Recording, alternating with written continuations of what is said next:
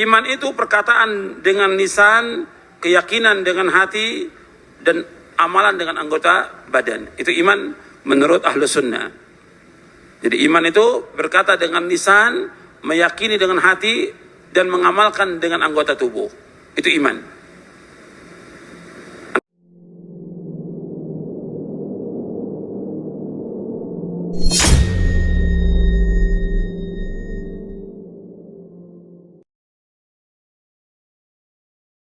Warahmatullahi wabarakatuh. Para pemirsa yang budiman, ketika seseorang mengaku beriman kepada Allah Subhanahu wa Ta'ala, maka ada konsekuensi yang harus dia lakukan. Karena iman bukan hanya sekedar ucapan, namun keyakinan dengan hati, ucapan dengan lisan, dan perbuatan dengan anggota badan. Karena masih banyak orang yang mengaku sebagai orang Muslim dan mukmin, namun perbuatannya tidak mencerminkan keimanan itu sendiri.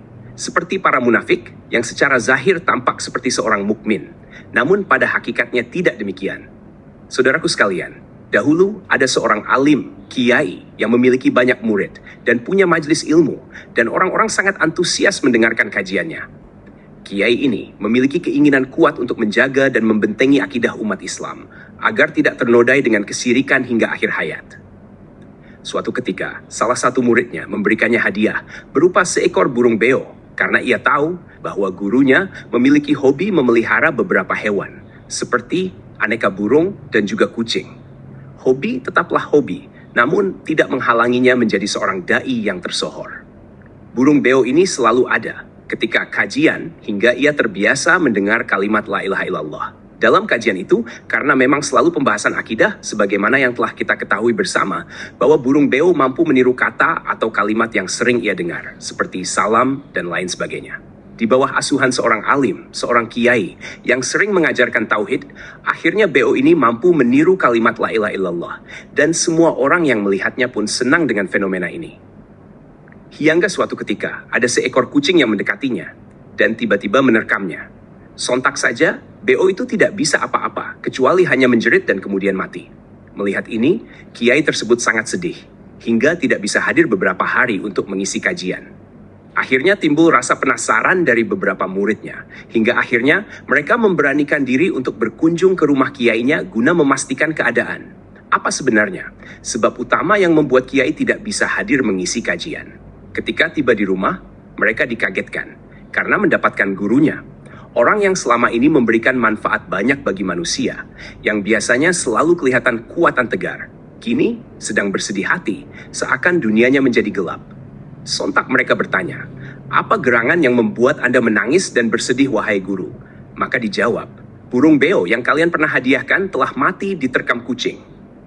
Mendengar jawaban itu, para murid sangat kaget dan heran seraya berkata, wahai guru, hanya karena itu antum menangis dan tidak bisa hadir mengisi kajian. Jika demikian, kami bisa memberikan gantinya dengan yang lebih baik. Beberapa saat kemudian, sang guru berkata, wahai murid-muridku, saya ini sudah hidup lama, usia saya sudah tua, dan saya berusaha konsisten dalam Islam hingga akhir hayat. Namun saya sangat khawatir, jika nanti keadaan saya sama seperti keadaan burung beo ini, yang siang dan malam mampu mengucapkan la ilaha illallah. Namun, ketika diterkam kucing dan ajal menjemputnya, dia tidak mampu melafazkan kalimat itu, karena lafaz la ilaha illallah hanya sebatas di lisannya dan tidak masuk ke lubuk hatinya. Saya sangat khawatir jika nanti malakul maut datang, menjemput ajalku. Kalimat tauhid ini tidak bisa aku ucapkan, karena belum masuk ke dalam hati. Subhanallah. Mendengar penjelasan guru tersebut, akhirnya semua murid-murid yang hadir saat itu menangis. Saudaraku sekalian, dimanapun Anda berada, apakah Anda bisa menjamin bahwa kalimat la ilaha illallah itu bisa kalian ucapkan? Ketika ajal menjemput, saya ataupun Anda tidak ada yang bisa menjamin. Oleh karenanya, marilah kita berusaha untuk merealisasikan iman ini sebaik mungkin.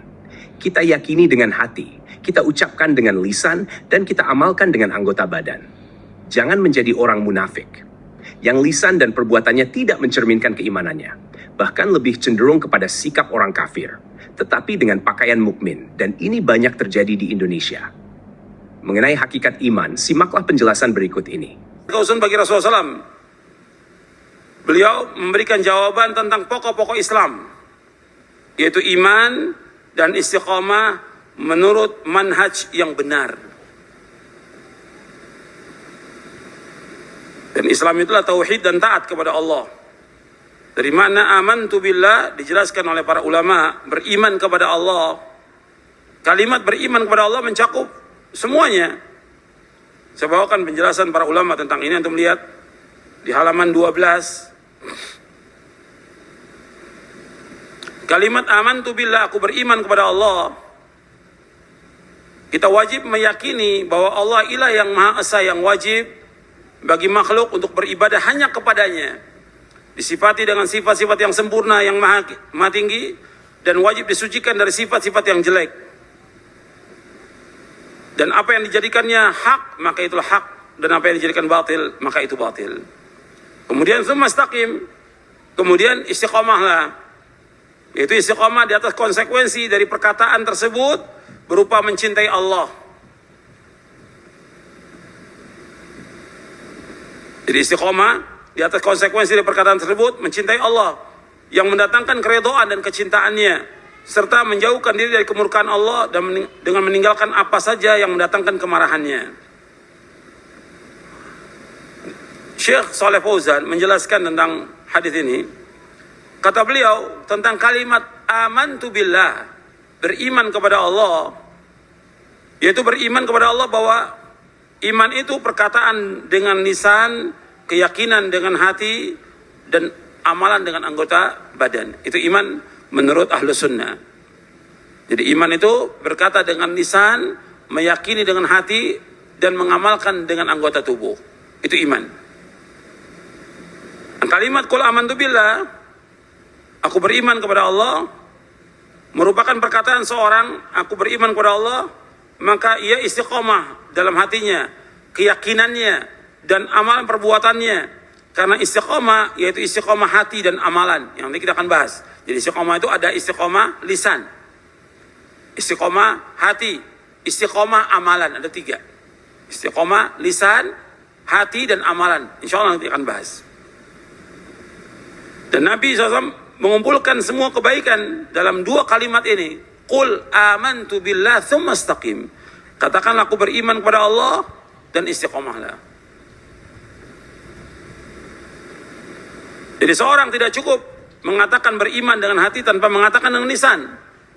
Tidak cukup dia mengatakan dengan lisan tapi tidak istiqomah dalam hatinya dan perbuatannya. Tetapi harus ada 3 perkara. Yang pertama, perkataan dengan lisan. Yang kedua, keyakinan dengan hati. Yang ketiga, amalan dengan anggota badan. Jadi istiqomah artinya seorang berlaku pertengahan, sederhana, serta lurus antara ghulu, berlebih-lebihan, dan meremehkan. Tidak berlebihan, tidak juga meremehkan. Dia tidak berlebihan dan tidak menambah, tidak gegabah, dia juga tidak meremehkan dan tidak lemah. Tetapi ia berlaku pertengahan dan lurus. Karena itulah Allah berfirman, fastaqim kama umirta. Istiqomahlah sebagaimana yang Allah perintahkan kepada kamu. Ini tentang makna. Terima kasih telah menonton video ini. Mudah-mudahan bermanfaat. Wassalamualaikum warahmatullahi wabarakatuh.